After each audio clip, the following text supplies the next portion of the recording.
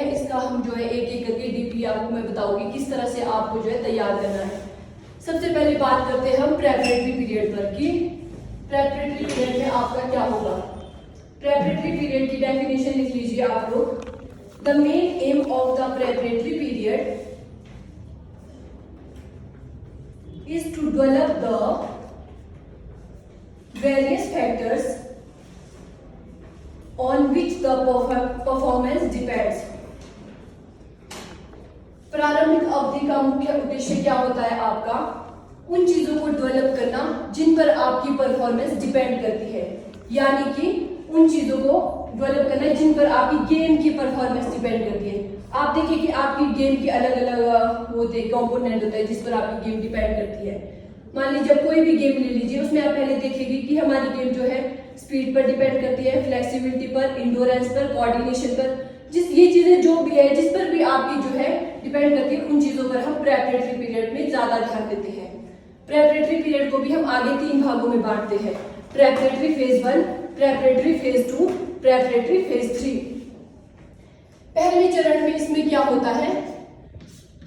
पहले चरण में हम जो है खिलाड़ी को जो है उसका जो पिछला लेवल था उसको वापस लाने की कोशिश करते हैं, यानी कि खिलाड़ी ने जहां पे जो पिछली परफॉर्मेंस थी उसको धीरे धीरे वापस लाने की कोशिश करते हैं पहले चरण में। उसके बाद स्टार्ट होता है हमारा दूसरा चरण। दूसरे चरण में क्या होता है? इसमें हम जो हमारे जिस पर गेम की परफॉर्मेंस डिपेंड करती है, जैसे स्पीड, स्ट्रेंथ, फ्लेक्सिबिलिटी, इंडोरेंस, इन चीजों को हम डेवलप करने की कोशिश करते हैं दूसरे चरण में। फिर आता है हमारा तीसरा चरण। इसमें क्या करते हैं हम? इसमें हम खिलाड़ी को उसका जो आने वाला जो हमारा पीरियड है, कंपटीशन पीरियड, उसके लिए खिलाड़ी को तैयार करते हैं ताकि वो जो है कंपटीशन पीरियड का लोड ले सके और ट्रेनिंग को आसानी से कर सके। ये 3 फेजेस हमारे इसमें रहते हैं। और दूसरा क्या है? प्रेपरेटरी पीरियड में सबसे मेन बात क्या है? इसमें हमारी जो वॉल्यूम है वो हाई रहती है और इंटेंसिटी लो रहती है, यानी कि आपको क्या करना है प्रेपरेटरी पीरियड में? ट्रेनिंग को लंबे समय तक चलाना है, लेकिन उसमें जो स्पीडी वर्कआउट है वो कम रखनी है। तो इसका एक उदाहरण देती हूँ मैं आपको। जैसे स्ट्रेंथ ट्रेनिंग आप कराओगे ना प्रेपरेटरी पीरियड में, स्ट्रेंथ ट्रेनिंग आपने कैसे देनी है? मैक्सिमम वेट से देगी आप प्रेपरेटरी पीरियड में, और जो रेपिटेशन है वो कम होंगे। इसमें आपने जो है स्ट्रेंथ ट्रेनिंग की सारी एक्सरसाइज करवा ली है और उसके रेपिटेशन जो है कम रखने हैं, जितना वेट खिलाड़ी उठा सकता है, ठीक है। उसके बाद इसमें क्या होता है हमारा? इसमें हमारा जो है फिजिकल वर्कआउट ज्यादा रहता है और जो स्पेसिफिक गेम से रिलेटेड है वो हमारा कम रहता है। फिजिकल वर्कआउट पे ज्यादा ध्यान दिया। इसमें जो है हम जैसे शेड्यूल बनाते हैं हम लोग, तो उसमें गेम डे हम सिर्फ वीक में 1 दिन ही रखेंगे। इसमें गेम ज्यादा नहीं खिलाएंगे हम बच्चों को, ज्यादातर हम जो हमारे फिजिकल कंपोनेंट रहते हैं उसी पर काम करेंगे, ठीक है। समझ आया आपको ये?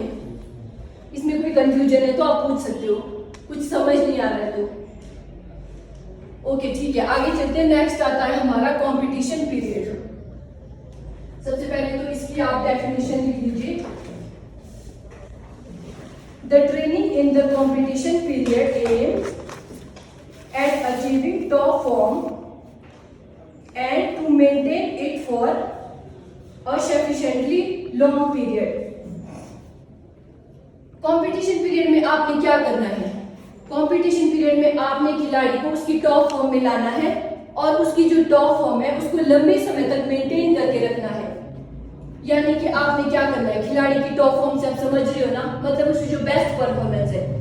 आपका शेड्यूल तभी सही है अगर खिलाड़ी की जो बेस्ट परफॉर्मेंस है वो कंपटीशन पीरियड में आ रही है, तो आपका शेड्यूल बिल्कुल सही चल रहा है, ठीक है। खिलाड़ी को आपने टॉप फॉर्म में लाना है और उसको लंबे समय तक मेंटेन करके रखना है कंपटीशन पीरियड में। इसमें क्या होगा? हमारा शेड्यूल कैसा चलेगा? इसमें हमारे शेड्यूल में क्या चेंज होगा? इसमें हमारी जो इंटेंसिटी है वो हाई हो जाएगी और वॉल्यूम लो हो जाएगी, यानी कि आपकी जो है ट्रेनिंग की तीव्रता है वो बढ़ जाएगी और जो आपकी मात्रा है वो कम हो जाएगी। इसमें आपको स्पीडी वर्कआउट रखने हैं और स्पेसिफिक वर्कआउट ज्यादा रहेगा। इसमें फिजिकल वर्कआउट कम हो जाएगा, ठीक है। आपने जो है इसमें आपकी टीम ट्रेनिंग स्टार्ट हो जाएगी, टेक्निकल ट्रेनिंग स्टार्ट हो जाएगी, और सबसे मेन बात क्या है? इसमें हमारा नंबर ऑफ मैचेस बढ़ जाएंगे। आप जो है कंपटीशन पीरियड में ज्यादा से ज्यादा मैचेस दोगे खिलाड़ियों को। आपने देखा होगा हाई लेवल पे भी होता है, इंडियन टीम बाहर जाती है दूसरी कंट्री में प्रैक्टिस मैच खेलने, और छोटे लेवल पे भी मैक्सिमम ऐसा होता है। ये हमारा सब कुछ शेड्यूल में होता है, ठीक है। तो कंपटीशन पीरियड में आप ज्यादा से ज्यादा मैचेस खिलाओगे। और एक इसका सबसे बेस्ट उदाहरण पता क्या है, जो आप स्ट्रेंथ ट्रेनिंग दे रहे थे ना प्रेपरेटरी पीरियड में मैक्सिमम वेट से, तो वो इसमें चेंज हो जाएगी पावर ट्रेनिंग में। पावर ट्रेनिंग के बारे में किसी को कोई आइडिया है कि किस तरह से करवानी है, क्या है? Any idea? ये सबसे इम्पोर्टेंट है हमारा पावर ट्रेनिंग। आप सभी लोग जो है फिजिकल एजुकेशन से जुड़े हो, कल दिन आप कहीं जाओगे तो आपको बोलेंगे कि आप पावर ट्रेनिंग करवाओ बच्चों से, क्योंकि पावर ट्रेनिंग हर गेम में होती है। तो आपको नहीं पता होगा, अगर थोड़ा बहुत पता होगा तो करवा भी लोगे, लेकिन आप नेट में भी देखोगे तो उसमें भी आपको इतना समझ नहीं आएगा कि हमने किस तरह से करवानी है।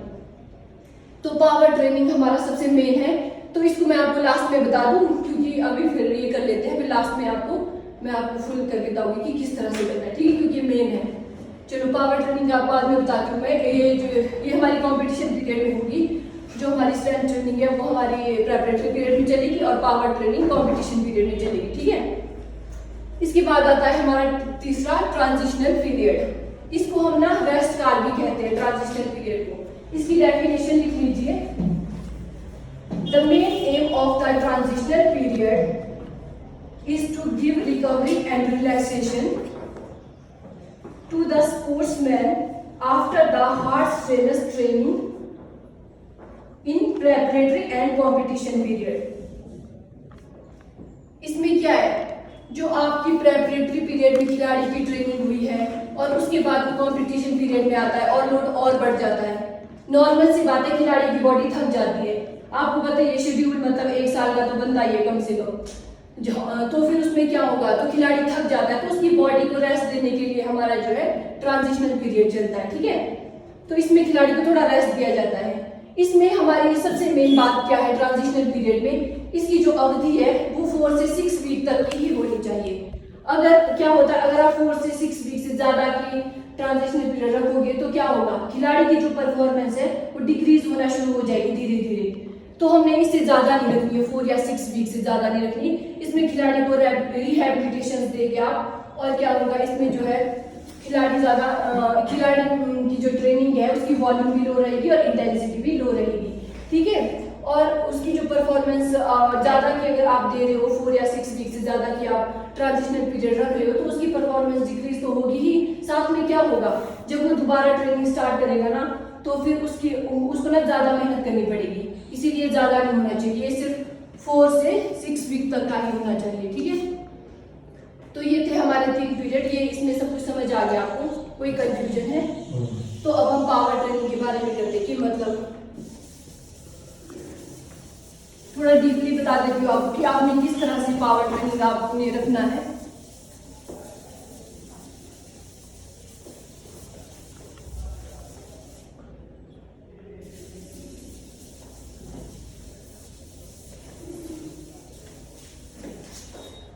सबसे पहले इसमें क्या होता है पावर ट्रेनिंग में, वैसे तो सर्किट ट्रेनिंग की तरह ही होती है थोड़ी बहुत, लेकिन थोड़ा सा चेंज है इसमें आपने स्टेशन तो लगाने हैं ना सर्किट ट्रेनिंग की तरह, लेकिन आप कितने स्टेशन लगाओगे, आपके पास जितने खिलाड़ी है ना उसके हिसाब से। जैसे आपके पास 10 खिलाड़ी है तो आपने 5 स्टेशन लगाने हैं, क्योंकि एक स्टेशन पर 2 प्लेयर रहेंगे, ठीक है। अगर 12 खिलाड़ी है तो आपको 6 स्टेशन लगाने हैं। तो मान लीजिए ये आपने लगा दिए, ये स्ट्रेंथ ट्रेनिंग के ही स्टेशन लगाने हैं। ये बेंच प्रेस, ये हाफ स्क्वाट, ये क्लीन एंड जर्क। इसमें पार्टनर में 2 मिनट आपकी एक्सरसाइज करनी है और 30 सेकंड की आपको ब्रेक मिलेगी। और स्टेशन सारे स्ट्रेंथ ट्रेनिंग की लगेगी। इसमें क्या होता है, वेट आपका रिड्यूस हो जाएगा, आपको रेपिटेशन ज्यादा करनी है। मतलब जैसे बेंच प्रेस में आप 20 kg की रॉड लोगे ना, तो सिर्फ ज्यादा वेट नहीं देना है, इसमें स्पीड से करना है। पावर ट्रेनिंग का मतलब ये है, स्पीड प्लस स्ट्रेंथ बराबर पावर ट्रेनिंग, ठीक है। इसका मेन एम यही है। तो इसमें जो पार्टनर्स है ना वो आमने सामने रहेंगे। जैसे आपको हाफ स्नैच में एक रॉड देगी 20 kg की, जो मेरा पार्टनर है मेरे सामने रहेगा। तो इसमें 2 मिनट की जैसे टाइमिंग स्टार्ट करेगा कोच, तो आपने 10 रेपिटेशन करने हैं फट से, और वैसे ही पार्टनर को देना है। दोनों पार्टनर ने 10 सेकंड तक एक्सरसाइज करनी है, चेंज करते रहना है जब तक 2 मिनट कंप्लीट नहीं होंगे। जिस पार्टनर ने यहाँ पे स्टार्ट किया था, तो फिर उसके बाद 30 सेकंड के जो रेस्ट मिलेगा, सभी अपने स्टेशन से आगे को मूव करेंगे, ठीक है। तो यहाँ पे दूसरा पार्टनर स्टार्ट करेगा, क्योंकि वो अभी था उसने यहाँ पे स्टार्ट किया, फिर यहाँ पे दूसरा। इसमें भी सेम वही करना है, 10 रेपिटेशन फास्ट। क्या हाँ, सर्किट ट्रेनिंग की तरह, पर सर्किट ट्रेनिंग में हम मसीह वगैरह होगा, तो इसमें स्ट्रेंथ ट्रेनिंग के स्टेशन हो गए और पार्टनर्स में हम देंगे इसको। तो मतलब 10 रेपिटेशन करने, फिर पार्टनर को देना है 10 रेपिटेशन, फिर पार्टनर को 2 मिनट एक्सरसाइज, 30 सेकंड का ब्रेक। ये इसमें हमारा रहता है पावर ट्रेनिंग में। कुछ छूट गया है तो आप पूछ सकते हो। जो आप ये पार्टनर वाला बोल रहे थे कि अगर एक अकेला है तो वो जो यहाँ 2 पार्टनर है ना, उसके एक पार्टनर है उसको देख ही करेगा। जब वो ये वाला पार्टनर एक्सरसाइज कर रहा है तो ये भी एक्सरसाइज करेगा, जब ये रेस्ट कर रहा है तो ये भी रेस्ट करेगा। इसके साथ साथ हो सकता है हमारे पास ऐसे हो सकते हैं एक एक्स्ट्रा हो जाए तो उसके लिए स्टेशन लगाना पड़ेगा आपको, ठीक है। तो इसमें स्टेशन इसके हिसाब से लगाना है जितने प्लेयर्स हैं आपके पास उस हिसाब से। बाकी कुछ कंफ्यूजन है मैं नहीं बता पाई हूँ तो आप पूछ लो। क्लियर है सब कैसे करवानी है क्या है? हाँ, ये जो पावर ट्रेनिंग है ये स्ट्रेंथ ट्रेनिंग का ही पार्ट है। ये हम कंपटीशन पीरियड में देते हैं, क्योंकि कंपटीशन पीरियड में हम स्ट्रेंथ ट्रेनिंग तो करवाएंगे नहीं, क्योंकि इतना लोड उठाएगा खिलाड़ी, मैक्सिमम वेट से कर रहा है तो इसमें नहीं चलता वो। स्ट्रेंथ ट्रेनिंग इसमें चेंज हो जाती है पावर ट्रेनिंग में। तो यही था इसमें। बाकी शेड्यूल के हिसाब से चेंज होता है। जंप जूप की जो एक्सरसाइज होती है वो भी चेंज हो जाती है, रिड्यूस हो जाती है एक्सरसाइज, मतलब स्पीड के साथ। मतलब इसमें क्या है कि कंपटीशन पीरियड में जो भी आप वर्कआउट करा रहे हैं ना वो चेंज हो जाएगा, स्पीड के साथ करना पड़ेगा वो आपको, ठीक है। कोई कंफ्यूजन आपको सब कुछ क्लियर है तो मैं क्वेश्चनिंग कर सकती हूँ। प्रेपरेटरी पीरियड्स से आप क्या समझते हैं? जिसको क्लियर है वो अपना हैंड रेज करेगा। खिलाड़ियों में कंपोनेंट तैयार करते हैं प्रेपरेटरी पीरियड में, खिलाड़ियों के कंपोनेंट्स पर ज़्यादा फोकस करते हैं। हाँ, खिलाड़ियों का जिस पर गेम की परफॉर्मेंस डिपेंड करती है उसको हम तैयार करने की कोशिश करते हैं। Very good. और कंपटीशन पीरियड में क्या होता है? इसमें जो खिलाड़ी को टॉप फॉर्म में लाना है और उसको लंबे समय तक मेंटेन रखना है उसकी टॉप फॉर्म। Very good. हाँ, और मैंने आपको लास्ट में बताया था ट्रांजिशनल पीरियड की अवधि कितने टाइम तक होती है? 4 से 6 वीक। हाँ, 4 से 6 वीक तक होनी चाहिए। इससे ज़्यादा की होगी तो फिर क्या होगा? परफॉर्मेंस डाउन हो जाएगी। हाँ, आई होप आपको सबको अच्छे से समझ आ गया होगा टॉपिक। कुछ डाउट है तो क्लियर कर दो, मैं पढ़ के आई हूँ वैसे। अगर आप सोच रहे होगी कि भाई उसको नहीं आएगा, ये मैं पढ़ के आई, अगर पूछना है तो पूछ सकते हैं। एक क्वेश्चन खत्म करना जब एक रिलेक्शन रेस्ट पीरियड उसमें जो 4 से 6 वीक में रेस्ट ले जाएगा उसमें तो प्रॉपर रेस्ट ले जाएगा। नहीं, प्रॉपर ये नहीं कि आप बिस्तर में लेटा के नहीं रेस्ट है भाई। ग्राउंड में आएगी खिलाड़ी, मैंने क्या बोला आपको, इसमें आपका लो रहेगी, मतलब ट्रेनिंग की इंटेंसिटी, लेकिन वर्कआउट करना है। हाँ, प्लेयर पर लोड नहीं, ऐसा नहीं कि अब बिस्तर में चलो जी रेस्ट है 5-6 हफ्ते तक तुम आना है, ग्राउंड ही नहीं आना है। ग्राउंड आएगी प्लेयर, इसमें क्या है थोड़ी देर मतलब जो अपना स्पेसिफिक गेम से रिलेटेड है वो एक्सरसाइज करेंगे, उसके बाद रिहैबिलिटेशन आप ज्यादा करेंगे, यानी कि आप फिजियोथेरेपिस्ट के पास जो जाएंगे वहाँ एक्सरसाइज करेंगे, लेकिन आपका जो लोड है प्लेयर पर बिल्कुल लोड नहीं डालना है इसमें। हाँ, यही है। और कुछ डाउट है तो क्लियर है?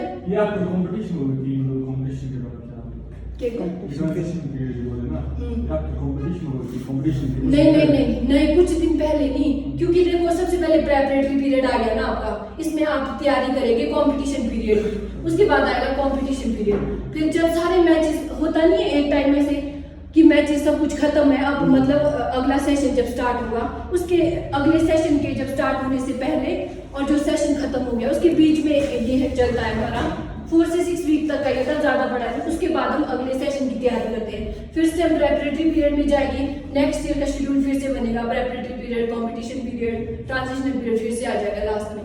तो ये क्वेश्चन भी पूछा जाता है, कभी आप इंटरव्यू में जाओगे तो वहाँ पे पूछेगी इसकी सीक्वेंस बताओ भाई, सबसे पहले कौन सा पीरियड आएगा कंपटीशन। तो इसमें थोड़ा ट्रांजिशनल पीरियड में रहता है थोड़ा कंफ्यूजन, तो इसमें कंफ्यूज नहीं होना है। सबसे पहले आपका आएगा प्रेपरेटरी पीरियड, वो तो सबको क्लियर है, उसके बाद आएगा कंपटीशन पीरियड। हमारा जो ट्रांजिशनल पीरियड है वो सबसे लास्ट में आएगा, रेस्ट पीरियड, इसको आप रेस्ट पीरियड भी बोल सकते हैं प्लेयर का। कंपटीशन से पहले एक फेस आता है ना, मतलब जैसे कंपटीशन आ गया परसों चौथ है या 4 दिन बाद है, उसके पीछे एक फेस आता है जब खिलाड़ी अपने मतलब लोड को कम कर देता है, मतलब 4 दिन इसको कुछ और वही है, लोड को कम कर देगा ना, मतलब फेजेस, वो अभी बताया तुमने आपको। बाकी आपको पता क्या है कंपटीशन पीरियड, अब मेन बात पता क्या है, आप ये मैं बताना भूल गया आपको कि कंपटीशन पीरियड हमारा कब स्टार्ट होगा, है ना।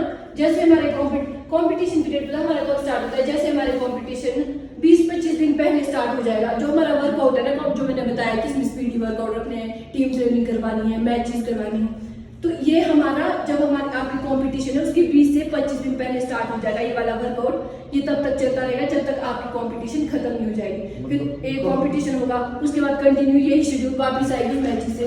तो यही है कि कंपटीशन से पहले मतलब जैसे कि कल कंपटीशन है ना, मतलब पहले वो रेस्ट होगी ना उसमें, मतलब एक होता है कि मतलब अपना मतलब लोड कम कर देता है एथलीट, मतलब परसों मेरा कंपटीशन अच्छा, हाँ, परसों मेरा कंपटीशन है मतलब। हाँ, ये पता क्या होता है, जो तो मतलब ऐसे दूर कहीं दूर जाना है हमें कंपटीशन में, फिर अगर ट्रेन का सेशन है ना आपका 3 दिन की जर्नी है आपकी ट्रेन की, तो कोच क्या करेगा, खिलाड़ी को फुल लोड देगा, क्योंकि उसको पता है 3 दिन भाई ट्रेन में रेस्ट ही करना है अब, तो उनको ग्राउंड में फुल वो देगा, ट्रेन में तो कुछ कर नहीं पाएगी, फिर वहां जाके थोड़ा लाइट शुरू कर देंगे मैचेस में जाके। लेकिन अगर आपकी जर्नी शॉर्ट है, मतलब आप एक दिन में पहुंचे हो वहां पे, तो आपको अगले दिन ना तो ज्यादा लोड नहीं डालना प्लेयर पे, आपको थोड़ा लाइट वर्कआउट कराना है ताकि प्लेयर पे लोड ना पड़े। शॉर्ट जर्नी के लिए आपने अगले दिन लाइट वर्कआउट कराना है, लेकिन आपकी जर्नी अगर लॉन्ग है तो आपने खूब लोड डालना है प्लेयर पे 2-4 दिन जाने से पहले, ताकि वो उसकी रिकवरी ट्रेन में हो जाएगी अच्छे से। इसमें ये है, ठीक है। तो आज का मेरा ये टॉपिक था। Thank you.